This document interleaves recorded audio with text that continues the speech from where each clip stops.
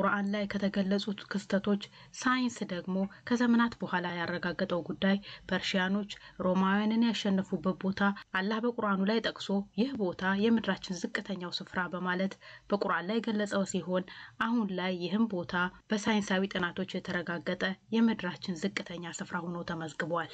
እንግዲህ ከላይ ካየናቸው በተጨማሪ ቁርአን የተቀመጠበት ቁጥራዊ መዋቅር እጅግ በሚደንቅ ሁኔታ ተመሳሳይ መሆኑ ነው።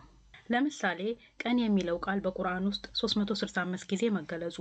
ወር የሚለው ቃል 12 ጊዜ በቁርአን ውስጥ መገለጹ፣ ህይወት እንዲሁም ሞት የሚለው ቃል በቁርአን ውስጥ በተመሳሳይ ቁጥር መደገሙ፣ ጥሩ ስራ የሚለው ቃል ድግግሞሽ መጥፎ ስራ ከሚለው ቃል ድግግሞሽ ጋር እኩል መሆኑ፣ አማኞች የሚለው ቃል ድግግሞሽ አማኝ ያልሆኑ ከሚለው ቃል ድግግሞሽ እኩል መሆኑ